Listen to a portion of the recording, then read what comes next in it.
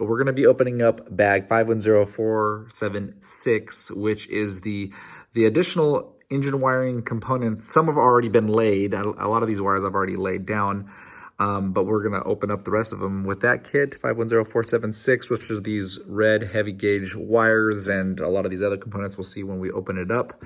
I got off the phone a few days ago with American Autowire, and they sent me a custom schematic for wiring the electric fuel pump, but I'm not going to use it, but it does help out a lot, and I'll show that when I get to the electric fuel pump portion of this, which I hopefully am able to do in a few days.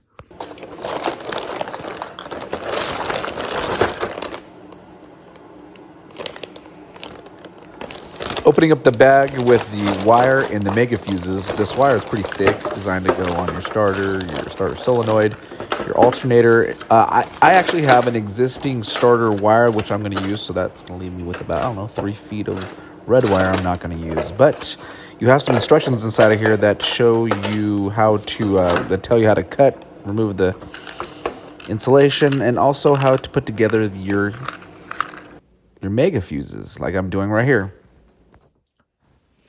Once you figure out how to take the two mega fuse housings and click them together, kind of like a Lego, go ahead and take the bus bar jumper and connect right here, like you'll see here on the photo, and which kind of makes it all one big unit so that 12 volts of power can flow between the two mega fuses.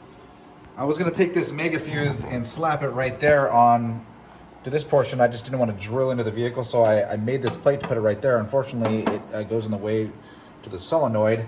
So I'm going to take this plate and attempt to spin it around here, bend it and put it right there. Unfortunately, this bolt was stripped, the one that goes right here. I don't know how I stripped it, so I'm going to have to fix it with my tap and die set, or just buy a new bolt. But yep. The starter cable right here is already connected to this portion of the solenoid. We've got the battery cable we've already done from a previous job, which is already connected up as well to a block. And then we have this wire here.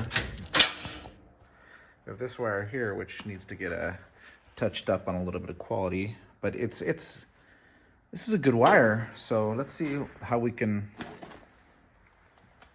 save ourselves from a bunch of work. Rewiring the alternator.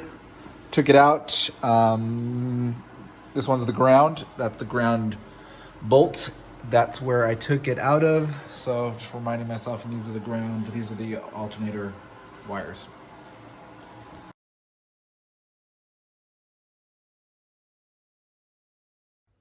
All right, now that we've snuck engine components inside of the house, underneath the wife's nose, she didn't even notice because we're freezing cold. I'm gonna take off these wires because we're about to slap on an adapter that turns this thing essentially into a one wire alternator. So, all right, we have these 3 nuts off. We have these mounting 1, 2, 3. Those 2 still have the nuts on. These are ready to go, but now we're going to see how to connect this. All right, now what I'm going to do, I'm crimping on these heavier terminals. I've already cut myself, but these thicker terminals, which are 6 gauge, and then I think that one's 10 gauge. But putting the shrink wire on. But before I do that, I've already put a little bit of solder inside of it, and I'm going to heat that up so that it kind of welds itself to that. And then I'm going to put the shrink tube on. I've already put this cover on. I'm using this crimp tool to crimp that down. I'm putting a little bit of solder in there, crimp that on, heat it up, then put this shrink on. It's easier if you put the shrink on ahead of time. It's easier if you put this on ahead of time. And then I'll have myself a wire where I can put it onto the alternator and that mega fuse.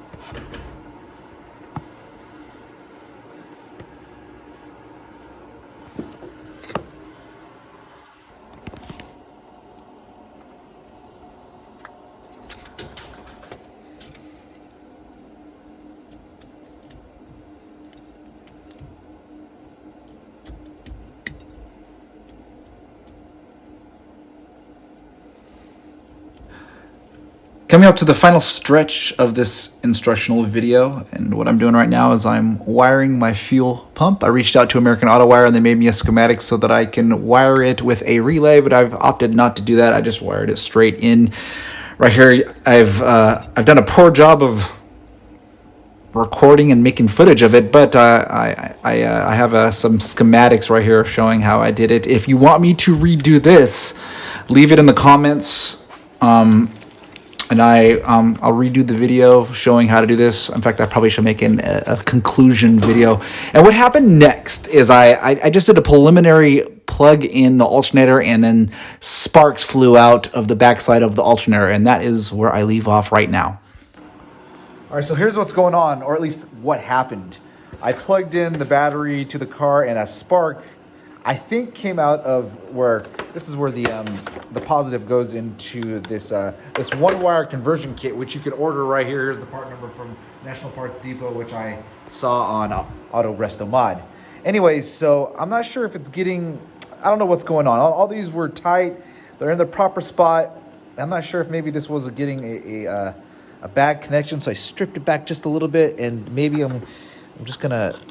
I'm just not sure if maybe, I don't know what's going on. I actually had it the other way around. I had this on the bottom and then this on the top like that. You know what? I'm going to reconnect it with the alternator out of position just to see if it sparks up again, and I'll get that on video.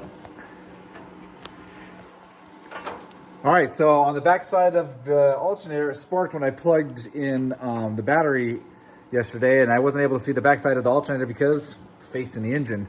So I turned it around, grounded it, took the battery away, and now I'm gonna see if it does the same thing, all on video. Wish me luck. Oh yeah, right there, it sparked a little. Wish me luck. Oh yeah, right there, it sparked a little bit. I did a poor job of getting actual footage of connecting the alternator, the starter solenoid, the starter, and the battery, even the distributor. So just use this schematic as a guide. You can see it in my videos that this is how it's plugged in if you look in the background, but I don't do a good job of explaining and showing it actually being plugged in. Nonetheless, this is how it's done.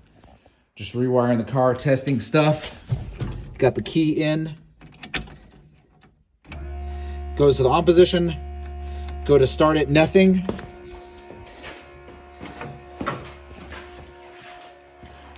Go over here. Go to start it.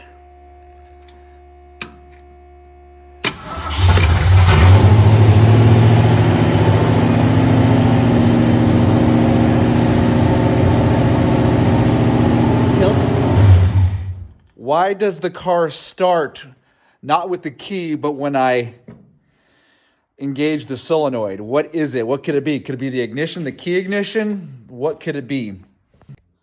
Neutral safety switch, jumper for manual trans. Goes back into itself in there. Right? Yep.